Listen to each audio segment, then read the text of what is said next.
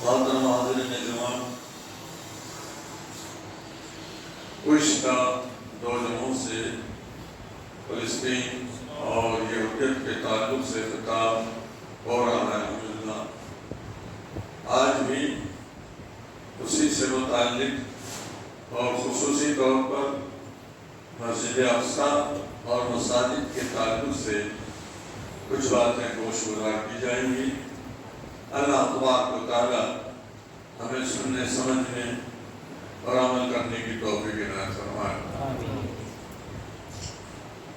محترم حاضرین، فلسطین کا جو معاملہ چل رہا ہے اور جہاں پر کچھ حصے پر وہ خصوصی طور پر وہ حصہ جہاں پر کہ مسجد اقصیٰ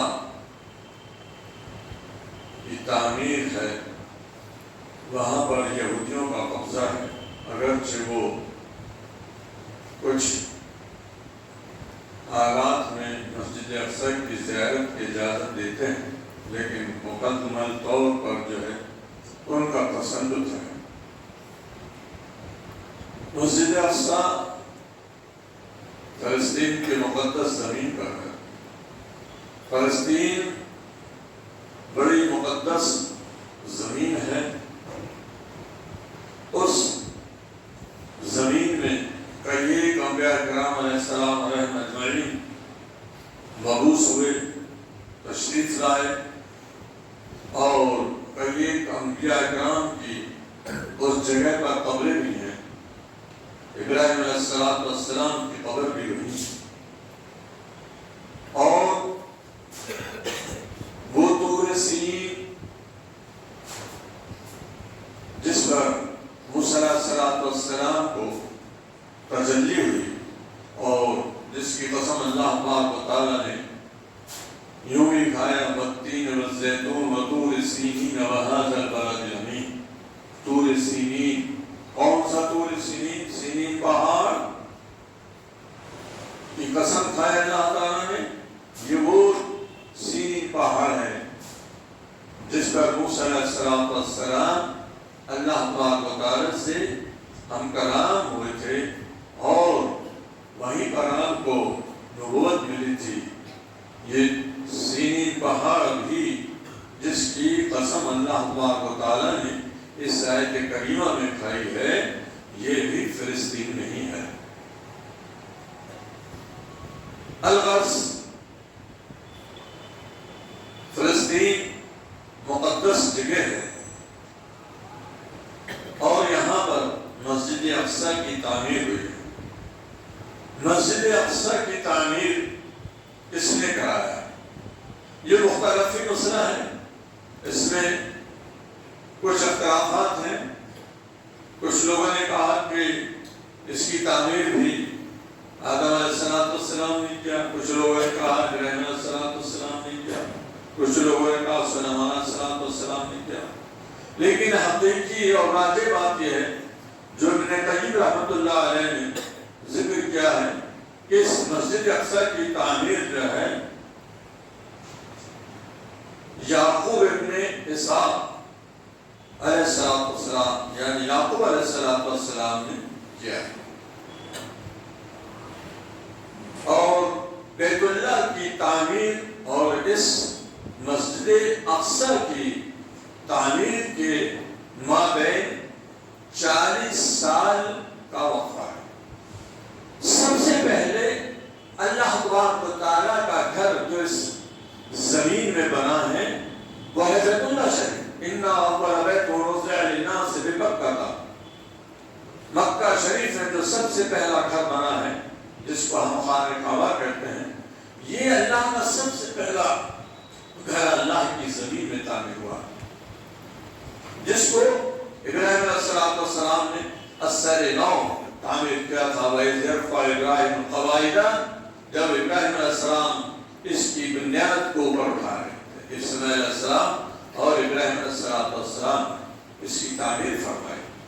اور اس کی تعلق سے تفسیر میں آتا ہے کہ اس کی بنیاد اور اس کی شروعات حضرت آدم علیہ السلام کے ہاتھوں ہو چکی تھی، یعنی خانہ کعبہ کی، اور کئی ایک دفعہ میں وہ منہدم بھی ہوا، طوفان نوح کے وقت بھی منہدم ہوا اور اس کی تعمیرات ہوتی رہی، اور اس وقت جو تعمیر ہے وہ حضرت اسماعیل علیہ السلام اور حضرت ابراہیم علیہ السلام کے ہاتھوں میں جو بنیادی طور پر دیواریں اٹھائی گئی تھیں وہی تعمیر ابھی موجود ہے الحمدللہ۔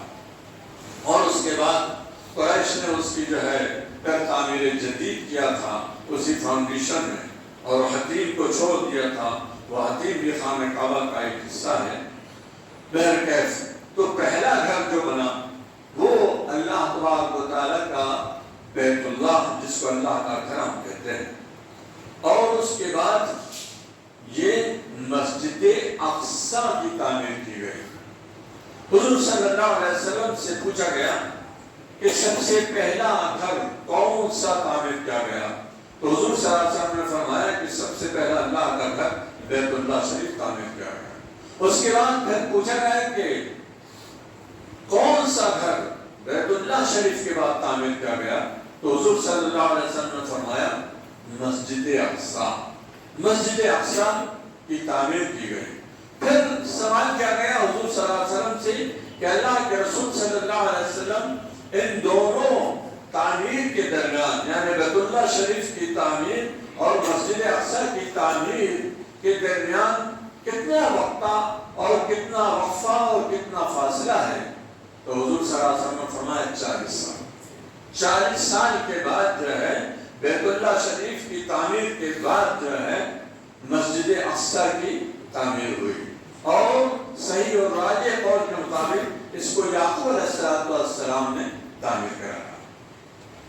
مسجد اقصیٰ کا ذکر اللہ تبارک و تعالیٰ نے کلام مجید میں فرمایا۔ اس مسجد اقصیٰ کو، اس جگہ کو عرب نبوت سے پہلے ایلیا کے نام سے بھی پکارتے تھے۔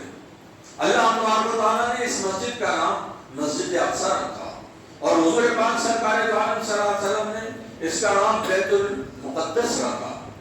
اور قرآن مجید میں سورہ مائدہ میں اور سورہ انبیاء میں اشارے کے طور پر اللہ تبارک و تعالیٰ نے اس مقام کو ارض مقدس کے الفاظ سے بھی ذکر فرمایا ہے غیر صریح طور پر، اور صریح طور پر مسجد اقصیٰ کے نام سے اس کا ذکر فرمایا ہے، جیسے کہ یہ آیت کریمہ میں نے آپ کے سامنے تلاوت کیا، سبحان الذی اسری بعبدہ لیلا من المسجد الحرام الی المسجد الاقصی الذی بارکنا حولہ لنریہ من آیاتنا۔ بابرکت ہے وہ اللہ کی ذات جس نے رات و رات اپنے بندے حضرت محمد صلی اللہ علیہ وسلم کو بیت الحرام سے جو ہے مسجد اقصیٰ کی طرف لے گیا، رات و رات اپنے بندے کو۔ یہاں پر بعبدہ کا ذکر ہے، یعنی محمد صلی اللہ علیہ وسلم کو اللہ تبارک و تعالیٰ نے بیت اللہ شریف سے رات و رات جو ہے مسجد اقصیٰ کی طرف لے گیا۔ وہ لمبا ایک واقعہ ہے، وہ معراج کی طرف اس واقعے کا اشارہ ہے، اور اللہ تبارک و تعالیٰ نے حضور صلی اللہ علیہ وسلم کو جبریل علیہ السلام کے ذریعے سے براق میں سفر کرایا، اور وہ لمبا سفر مسجد حرام جس کو بیت اللہ شریف بھی کہا گیا ہے، اللہ تبارک و تعالیٰ نے اس آیت کریمہ میں اس کو مسجد حرام کے لفظ سے تعبیر فرمایا ہے، یعنی خانہ کعبہ۔ اس مسجد حرام اور مسجد اقصیٰ کے درمیان قریب 1300 کلومیٹر کا فاصلہ ہے، 1300 کلومیٹر کا فاصلہ۔ اتنا فاصلہ جو ہے اللہ کے رسول صلی اللہ علیہ وسلم نے براق کے ذریعے سے جو ہے سفر طے کیا۔ اب اس میں اختلاف ہے کہ یہ حضور صلی اللہ علیہ وسلم کا سفر جسمانی تھا یا روحانی تھا یا خواب کے طور پر تھا، تو صحیح بات یہ ہے کہ حضور صلی اللہ علیہ وسلم کا سفر یہ ہے جسمانی اور روحانی دونوں طور پر تھا، یعنی جسمانی طور پر اللہ کے رسول صلی اللہ علیہ وسلم کو جو ہے بیت اللہ شریف سے مسجد اقصیٰ کی طرف لے جایا گیا، اور وہاں سے پھر جو ہے آسمان کی سیر کراتے ہوئے اللہ کے رسول صلی اللہ علیہ وسلم نے فرمایا کہ مجھے وہاں تک پہنچا دیا گیا جہاں کہ اللہ تبارک و تعالیٰ کے حکم سے احکام لکھے جاتے تھے، قلم چلنے کی آواز آتی تھی، وہاں تک مجھے پہنچا دیا گیا جس کو سدرۃ المنتہیٰ کہا گیا۔ اور اللہ کے رسول صلی اللہ علیہ وسلم نے جنت فرمائی اور راتوں رات پھر حضور صلی اللہ علیہ وسلم واپس آ گئے. تو یہ مسجد اقصیٰ ہے.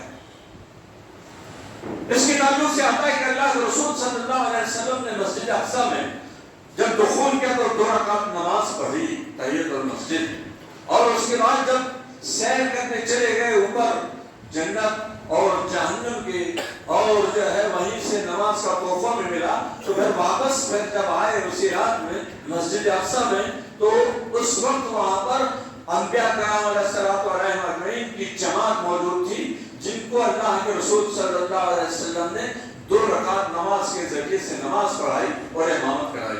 اس طرح سے اللہ کے رسول صلی اللہ علیہ وسلم نے مسجد اقصیٰ میں جو ہے 4 رکعت نماز پڑھی. مسجد اقصیٰ مسلمانوں کا قبلہ اول ہے, اس لیے ہم اس کو مقدس جانتے ہیں اور متبرک جانتے ہیں. قبلہ اول ہے.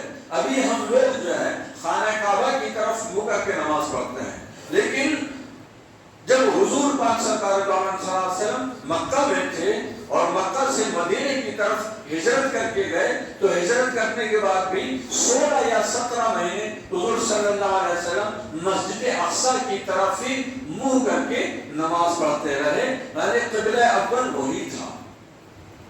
حضور صلی اللہ علیہ وسلم کی دلی خواہش اور دلی تمنا یہ تھی کہ میرا قبلہ جو ہے خانہ کعبہ ہو, اور وہ تعمیر اسماعیل اور تعمیر ابراہیمی ہو, خانہ کعبہ.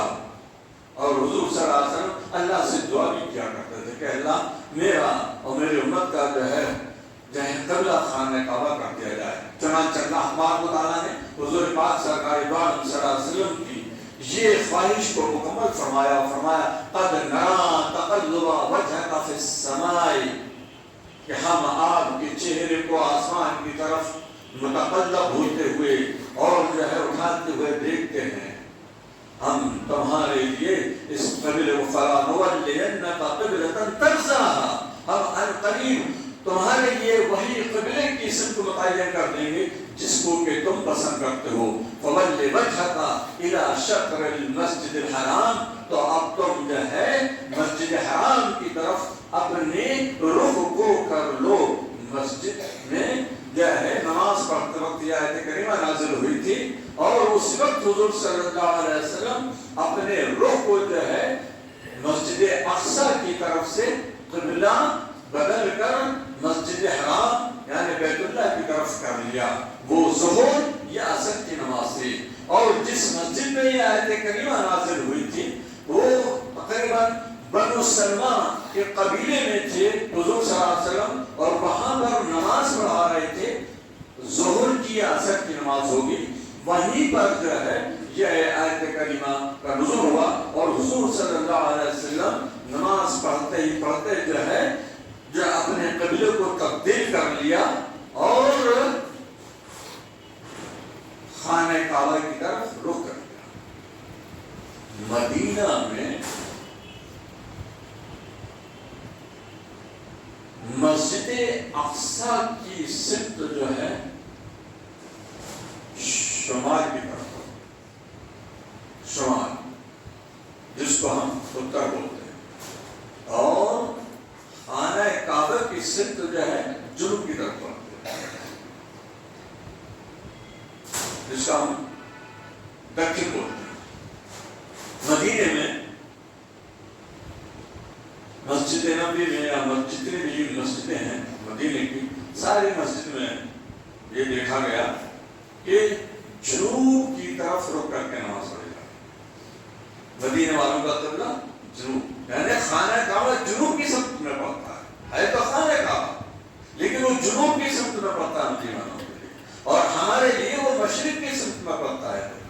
تو ساری امت کے لوگوں کے لیے, سارے مسلمانوں کے لیے قبلہ جو ہے خانہ کعبہ متعین کر دیا گیا. اب جس ملک کے مسلمانوں کا قبلہ جس سمت سے ہو اس سمت میں جو ہے رخ کر کے نماز پڑھی جاتی ہے. ہمارے لیے مشرق کی سمت میں پڑتا ہے خانہ کعبہ, تو ہم لوگ مشرق کی سمت میں رخ کر کے نماز پڑھتے ہیں. مدینے والوں کے لیے جنوبی سمت میں پڑتا ہے خانہ کعبہ, تو مدینے والے جنوبی سمت میں رخ کر کے نماز پڑھتے ہیں. تو اس مسجد میں اللہ کے رسول صلی اللہ علیہ وسلم نے اپنے قبلوں کو تبدیل کر لیا، تو آج بھی الحمدللہ وہ مسجد ہے، اور اس مسجد کو مسجد قبلتین کہا جاتا ہے۔ مسجد قبلتین یعنی دو قبلوں والی جگہ، قبلتین تسنیہ کا صیغہ، دو قبلوں والی جگہ، کہ وہاں پر ایک ہی نماز دو قبلوں کی طرف رخ کر کے پڑھی گئی۔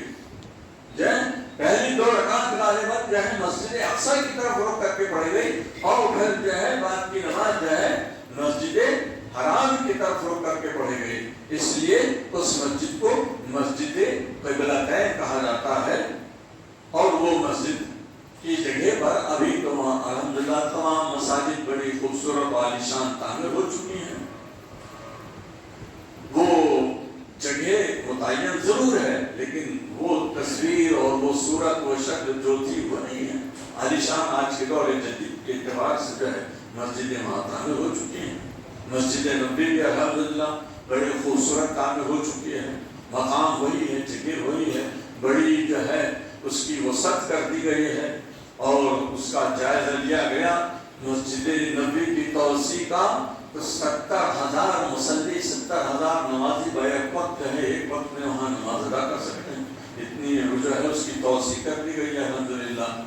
تو مسجد اقصی کی فضیلت بتائی جا رہی تھی کہ یہ ہے کہ وہ ہمارا قبلہ اول رہا ہے، اور قریب ہجرت کے بعد حضور صلی اللہ علیہ وسلم 16-17 مہینے اس طرف منہ کر کے مسلمانوں کے ساتھ، ایمان والوں کے ساتھ نماز پڑھتے رہے، پڑھاتے رہے، لیکن حضور صلی اللہ علیہ وسلم کی دل و خواہشیں تھے۔ کیوں؟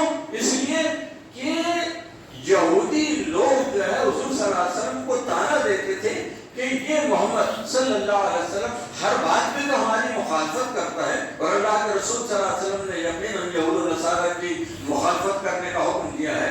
تو یہودی کہتے تھے کہ ہر بات میں تو ہماری مخالفت کرتا ہے، لیکن جب نماز پڑھتا ہے تو ہمارے قبلے کی طرف سے رک کر کے نماز پڑھتا ہے، کیونکہ وہ یہودیوں کا بھی قبلہ تھا مسجد اقصی۔ تو حضور صلی اللہ علیہ وسلم کی دلی خواہش و تمنا یہ رہی کہ میرا قبلہ اعتدال جو ہے مسجد حرام یا خانہ کعبہ کر دیا ہے۔ تو اللہ تبارک و تعالیٰ نے یہ خواہش حضور صلی اللہ علیہ وسلم کی مکمل فرمائی، اور وہ خانہ کعبہ ہمارے لیے قبلہ بنا دیا گیا۔ تو مسجد اقصی کی یہ فضیلت دیکھیے، کتنی فضیلت مسجد اقصی کی، کہ وہاں سے اللہ تبارک و تعالیٰ نے نبی دو جہاں سرکار دو عالم صلی اللہ علیہ وسلم کا سفر شروع کیا۔ اسراء اور معراج میں لوگوں نے فرق کیا کہ مسجد حرام سے مسجد اقصی تک جو سفر ہے وہ اسراء، اور جو ہے اور مسجد حرام مسجد اقصی سے اوپر تک کا جو سفر کیا گیا وہ معراج کا سفر، یہ بتایا گیا۔ اب اس کی سفر کی کیفیت، اس سفر کی کیفیت کیا ہوگی اللہ بہتر جانتا ہے، لیکن ہمارا یقین اور ایمان ہونا چاہیے کہ اللہ تعالیٰ نے نبی دو جہاں سرکار دو عالم صلی اللہ علیہ وسلم کو یہ سفر کرایا۔ ہمارے ایمان کا تعلق اس مسجد سے کیا ہے؟ یقیناً ہمارے ایمان کا تعلق اس مسجد سے عظیم ہے۔ ایک تو یہ کہ اس مسجد میں حضور پاک سرکار دو عالم صلی اللہ علیہ وسلم نے انبیاء کی امامت کرائی، اس لیے حضور صلی اللہ علیہ وسلم کو امام الانبیاء کہا گیا۔ امام الانبیاء اس لیے کہا گیا کہ وہ انبیاء کی امامت کرائی حضور صلی اللہ علیہ وسلم، اور وہاں سے وہ ایک تاریخی سفر شروع ہوا جس تاریخی سفر میں اللہ تبارک و تعالیٰ نے امت محمدیہ سرکار دو عالم صلی اللہ علیہ وسلم کو ایک عظیم تحفہ عنایت فرمایا، جس کو ہم نماز کہتے ہیں، جس کو ہم صلاۃ کہتے ہیں، جس کو ہم آج 5 وقت کے وقت میں جو ہے ادا کرتے ہیں۔ یہ اسی معراج کے سفر کا تحفہ اللہ تبارک و تعالیٰ کی جانب سے دیا ہوا ہے، یہ تعلق ہمارا، اس لیے ہماری آستھا اور ہمارا عقیدہ اور ہماری انسیت اس مسجد سے ہے اور رہے گی انشاءاللہ۔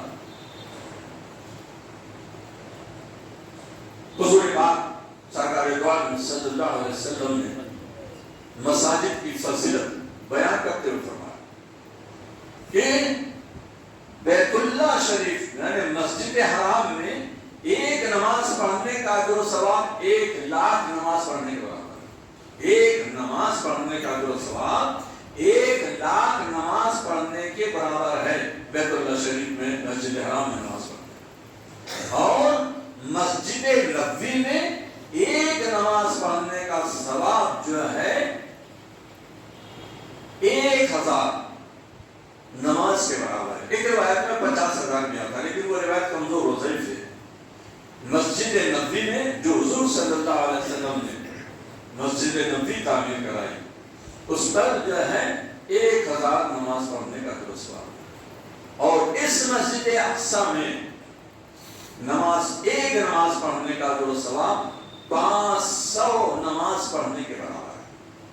ہم وہاں پر ایک نماز پڑھیں گے تو وہاں پر اتنا ثواب ملے گا جتنا ثواب یہاں پر ہمیں 500 نماز پڑھنے کی ضرورت پڑے گی، تب اتنا ثواب ہم حاصل کریں گے۔ یہ فضیلت۔ دوسری فضیلت اللہ کے رسول صلی اللہ علیہ وسلم نے صاف طور پر فرمایا کہ لا تشد الرحال الا الى 3 مساجد، مسجد حرام و مسجد ھذا و مسجد اقصی، کہ سفر کرنا کی غرض سے تیاری نہ کی جائے متبرک مقام سمجھ کر، ثواب حاصل کرنے کی غرض سے سفر نہ کیا جائے مگر 3 جگہوں کے لیے۔ کون سی جگہ فرمایا؟ مسجد حرام یعنی بیت اللہ شریف جو مکہ میں ہے الحمدللہ، اور فرمایا وہ مسجد ھذا میرے لیے مسجد یعنی مسجد نبوی صلی اللہ علیہ وسلم جو مدینے میں ہے، وہ مسجد اقصی جس کا میں ذکر کر رہا ہوں وہ مسجد اقصی۔ یہ اللہ کے رسول صلی اللہ علیہ وسلم کی واضح حدیث ہے کہ ان 3 مقامات کی زیارت اس نیت و اس غرض سے کی جائے کہ ان مقامات کی زیارت کرنے سے اجر و ثواب ملے گا، تو یہ 3 مقامات ہیں۔ ان 3 مقامات کی زیارت بغرض حصول اجر ثواب کی جا سکتی ہے۔ اس کے علاوہ کوئی 14 مقام اور 14 جگہ ایسی نہیں ہے کہ جس کی زیارت یا جس کی طرف سفر ہم اس نیت سے کریں کہ وہاں جا کر ہمیں اجر و ثواب ملے گا، وہاں پر آج جن کے ہم مستحق ہوں گے۔ جیسے کہ ہندوستان میں بہت سے لوگ اجمیر کی طرف یا اور جو بغداد کی طرف یا کربلا کی طرف یا جو ہے اور دوسرے اولیاء کرام رحمۃ اللہ علیہ اجمعین کے مزارات کی طرف اس غرض اور اس نیت سے سفر کرتے ہیں، اس عقیدت سے سفر کرتے ہیں کہ وہاں پر جا کر ہمیں اجر و ثواب ملے گا، تو یہ یقیناً شرعی نقطہ نظر سے غلط ہے۔ اجر و ثواب کی غرض سے صرف اور صرف 3 مقامات کا سفر کیا جا سکتا ہے اس حدیث کی روشنی میں۔ وہ 3 مقام یہ تینوں مساجد ہیں، مسجد حرام، مسجد نبوی اور مسجد اقصی۔ یہ مسجد اقصی کی فضیلت ہے۔ تو اس طرح سے دیکھیے انبیاء کرام علیہ الصلوۃ والسلام اجمعین نے مساجد کی تعمیر کیا۔ کیوں کیا مساجد کی تعمیر؟ بھائی مساجد کی تعمیر شریعت کی ایک عظیم شان اور پہچان ہے اور اس کی بڑی مرکزی حیثیت ہے۔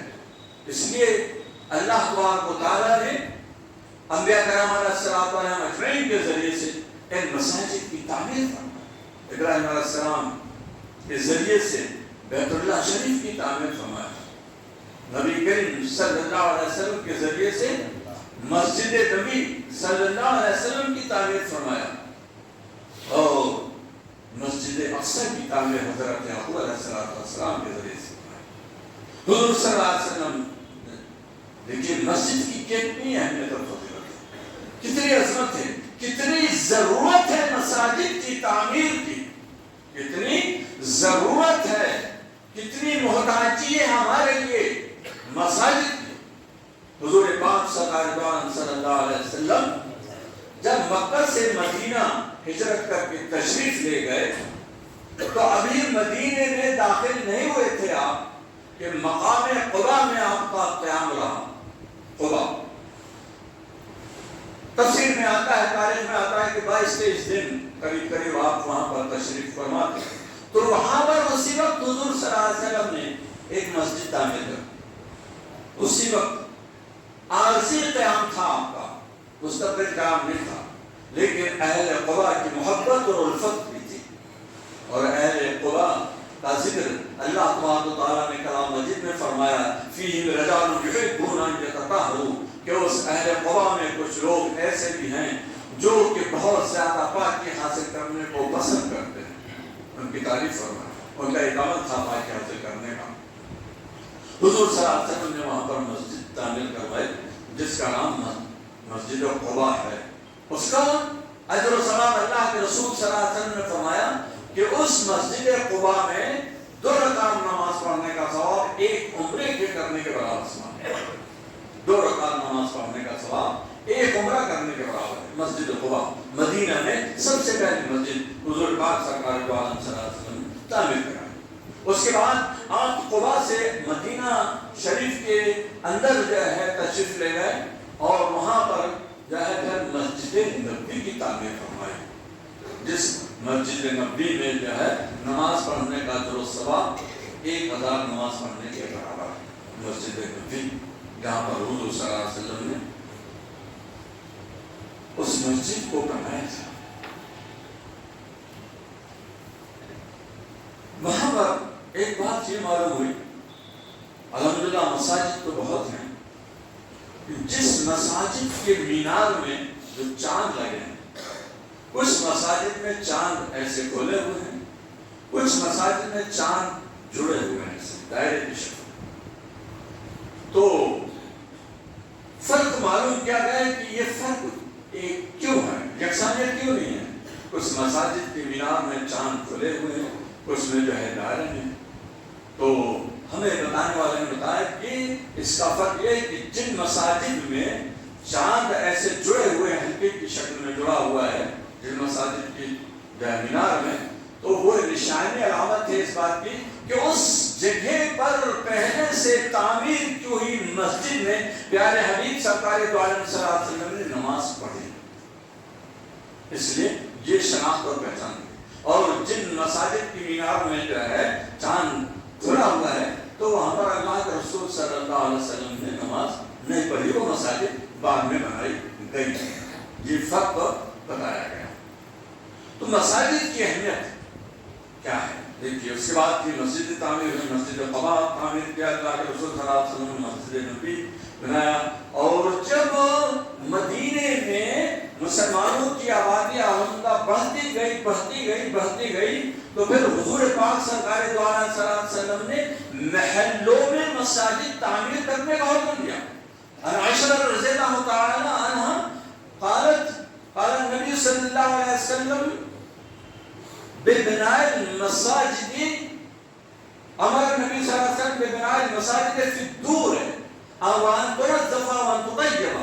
حضرت عائشہ رضی اللہ تعالی عنہ فرماتی ہیں کہ حضور صلی اللہ علیہ وسلم نے محلوں میں، دور مانے محلہ، دور کا معنی دور نہیں، یہ عربی لفظ دور، محلوں میں مساجد تعمیر کرنے کی تلقین فرمائی کہ بہت دور دراز میں لوگ آبادی بڑھ چکی ہے، وہاں سے آنے میں دقت ہوتی ہے، تو محلوں میں جو ہے مساجد تعمیر کر دی جائے۔ اور اس بات کا حکم دیا گیا وَأَن تُنَظَّفَ وَتُطَيَّبَ، اور مسجد کو صاف ستھرا رکھا جائے اور جو ہے اس کو خوشبو سے جو ہے معطر کیا جائے، اس بات کا حکم دیا گیا اللہ کے رسول صلی اللہ علیہ وسلم کے ذریعے سے۔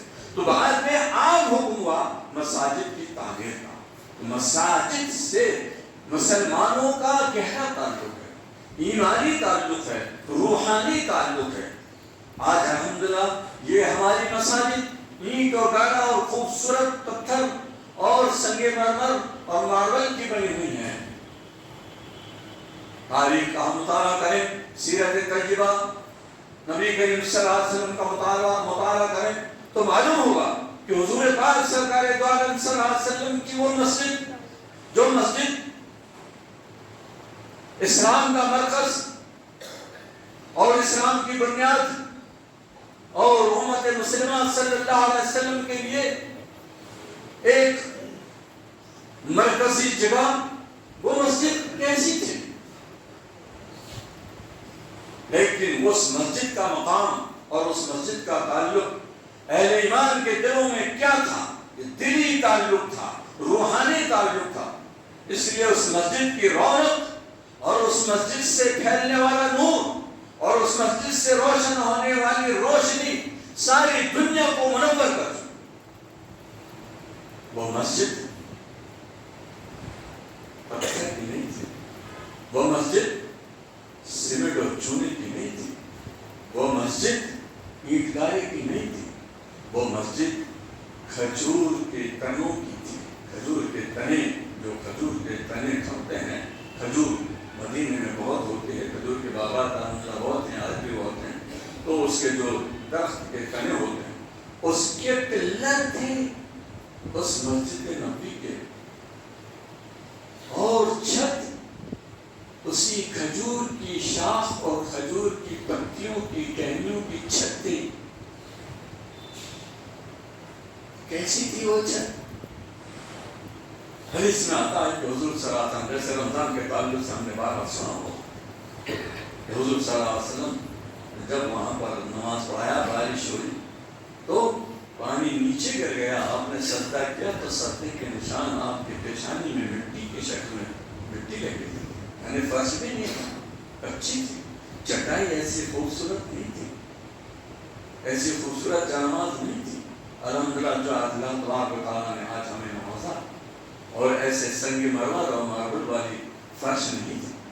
سجدہ کر رہے ہیں، بارش ہو رہی ہے، پانی رس رہا ہے، سجدے میں جو ہے آپ کا چہرہ نبی صلی اللہ علیہ وسلم کا غبار آلود ہو رہا ہے، مٹی سے سن رہا ہے، لوگ دیکھ رہے ہیں کہ حضور صلی اللہ علیہ وسلم نے سجدہ کیا۔ یہ وہ مسجد نبوی تھی جس کی عظمت، جس کی فضیلت تھی، روحانی اور ایمانی تعلق امت مسلمہ کا ہر ایک فرد کا وہاں سے جڑا ہوا ہے۔ مساجد، خیر اللہ تبارک و تعالیٰ نے اس مساجد کا ذکر قرآن مجید میں فرمایا ہے، اس مساجد کا ذکر حدیث میں آتا ہے، جیسے جو ہے دوسری مساجد ہیں، عام مساجد کا اجر و ثواب بھی میرے دوستو کم نہیں۔ اس لیے مساجد کا رول اور مساجد کا کردار بڑا عظیم ہے۔ لمبی بات ہوگی، وقت ہونے جا رہا ہے۔ مساجد کا ایک مذہبی رول، ایک مذہبی کردار ہے کہ جہاں پر ہم نماز پڑھتے ہیں، اور مساجد کا ایک سماجی اور معاشرتی رول اور کردار ہے جس سے کہ ایک بہترین سماج اور بہترین معاشرہ وجود حاصل ہوتا ہے، جہاں سے کہ اس کی رہنمائی ملتی ہے، معاشرتی طرز زندگی ملتی ہے۔ نماز پڑھنے کے لیے جگہ نہیں، صرف نماز پڑھیں۔ حضور صلی اللہ علیہ وسلم کی وہ مسجد نبوی مسجد تھی، لیکن آپ کا مہمان خانہ بھی تھا، مہمان آتے تھے وہیں آپ سے ملاقات ہوتی۔ مسجد نبوی آپ کی عدالت علیہ تھی، سپریم کورٹ تھی۔ حضور پاک سرکار دو عالم صلی اللہ علیہ وسلم اسی مسجد میں بیٹھ کر جو ہے فیصلے صادر فرمایا کرتے تھے، اسی مسجد میں فیصلے ہوتے تھے۔ اور وہ مسجد میں مدرسہ تھا جو لگا ہوا ہے میں، جس کو جو ہے ایک چبوترا تھا، جس کو اصحاب صفہ کہا جاتا ہے، وہ چبوترا الحمدللہ آج بھی موجود ہے۔ وہاں پر بیٹھ کے صحابہ کرام رضی اللہ تعالیٰ اجمعین قرآن اور حدیث اور اسلام کی تعلیم حاصل کرتے تھے۔ پہلا مدرسہ، پہلی یونیورسٹی وہ مسجد نبوی تھی۔ وہ مسجد نبوی نہیں، مسجد نبوی صرف نماز پڑھنے کی جگہ نہیں تھی، وہ صحابہ کرام رضی اللہ تعالیٰ اجمعین کے لیے عیادت کی جگہ بھی تھی۔ جو صحابہ زخمی ہو جاتے تھے ان کو اللہ کے رسول صلی اللہ علیہ وسلم اسی مسجد میں کونے میں خیمہ لگا کر ان کو قیام پذیر کر دیتے تھے اور ان کی تیمارداری اور عیادت کرتے تھے حضور صلی اللہ علیہ وسلم۔ مسجد کا یہ مقام اور یہ درجہ، وہاں شفا خانہ بھی ہوتا تھا۔ مسجد صرف نماز پڑھنے کی جگہ ہے۔ جیسے کہ میں نے عرض کیا کہ مسجد کا رول ایک سماجی اور معاشرتی بھی ہے۔ سب سے بڑا رول تو معاشرتی طور پر یہ ہے کہ مسجد کے اندر ہمیں اجتماعیت معلوم ہوتی ہے، اتفاق اور اتحاد معلوم ہوتا ہے۔ الحمدللہ دیکھیے 5 وقت میں کچھ محلے کے لوگ آتے ہیں، اور ہفتے میں جو ہے کچھ اور بھی گاؤں کے لوگ جمع ہو جاتے ہیں جمعے کے دن۔ یہ اجتماعیت کا اظہار ہو رہا ہے۔ اور پھر جو ہے اس سے بڑا جو اجتماع سال میں 2 مرتبہ ہوتا ہے، جو ہے عیدین میں، عید الفطر میں اور عید الاضحیٰ میں، اور ایک سب سے بڑا اجتماع جو ہوتا ہے حج کے دوران مکہ شریف۔ یہ مسلمانوں کی اجتماعیت کا اظہار ہے، مسجدیں اتفاق اور اتحاد کا مظہر ہے۔ اور کس طرح سے سماجی زندگی کا اسلوب بتایا۔ اللہ کے رسول صلی اللہ علیہ وسلم کا طریقہ یہ تھا کہ حبیب سرکار دو عالم صلی اللہ علیہ وسلم جب فجر کی نماز کے بعد سلام پھیر لیتے تھے تو اپنے صحابہ کرام رضی اللہ تعالیٰ عنہ پر نظر ڈالتے تھے اور کہتے تھے اشہد فلان اشہد فلان اشہد فلان، کیا فلاں آدمی حاضر ہوا، کیا فلاں آدمی حاضر ہوا، کیا فلاں آدمی حاضر ہوا؟ معلوم ہوتا تھا کہ نہیں فلاں آج نہیں آیا فجر کی نماز میں۔ اگر ایک روز، دو روز، تین روز نہیں آیا تو معلوم ہوتا تھا کہ اس کی اب خبر گیری کی جائے، کہیں بڑی مصیبت میں تو نہیں پھنسا، کہیں بیمار تو نہیں ہو گیا، یا کہیں جو ہے بڑی جو ہے تکلیف میں تو نہیں مبتلا ہو گیا۔ چنانچہ خبر گیری کی جاتی تھی اس صحابہ کرام کی رضی اللہ تعالیٰ عنہ کی ان کی کہ بھئی یہ مسجد میں کیوں نہیں آ رہا ہے۔ یہ ہے سماجی پہلو مساجد سے جڑا ہوا کہ جو مسجد سے جڑا ہوا ہے اس کی خبر گیری کی جاتی ہے، اور جو مسجد سے جڑا ہوا نہیں ہے کیا معلوم کون سی حالت میں۔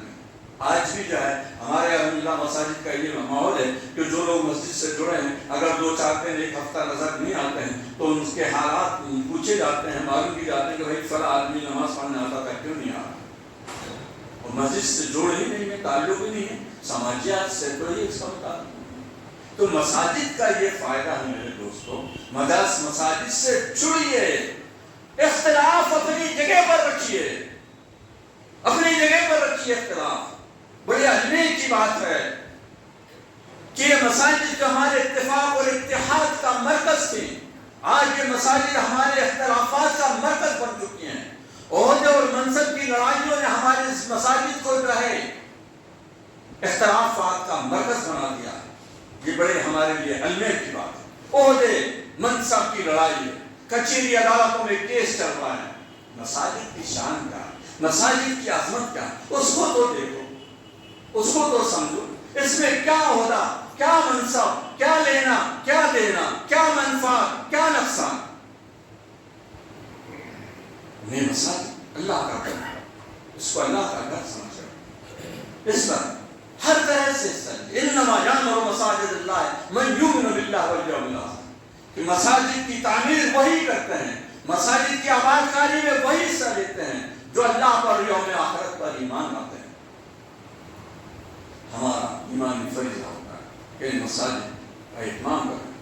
ہم اگر اپنے گھر میں نماز پڑھ رہے ہیں، فرض نماز، اذان سننے کے بعد ہماری فرض نماز نہیں ہوگی گھر میں، مسجد میں آنا ضروری ہے جب ہماری فرض نماز ادا ہوگی، اور مسجد میں آئے، مساجد کا اہتمام دیکھیے، عظمت دیکھیے کہ اگر یہاں بھی آ کر ہم تنہا اپنی نماز پڑھ رہے ہیں تو وہ نماز 25 درجے کم ہے، اور اگر اسی نماز کو ہم جماعت کے ساتھ پڑھ رہے ہیں تو 25 گنے زیادہ ثواب ہے۔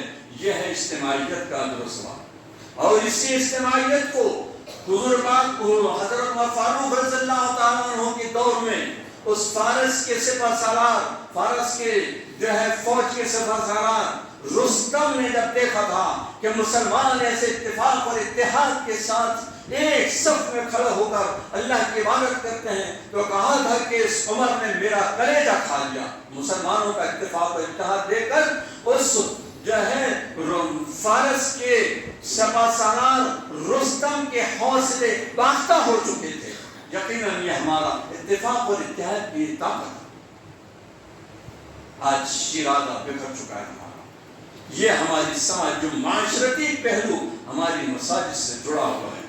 دوستو اس کو ہم خیال رکھیں اور اس کا اہتمام کریں، مساجد کی تعمیر میں حصہ لیں، آباد کاری میں حصہ لیں، اور ان کی رونق ان قبوں اور کمکموں اور لائٹوں سے اور خوبصورت جنازوں سے نہیں ہے۔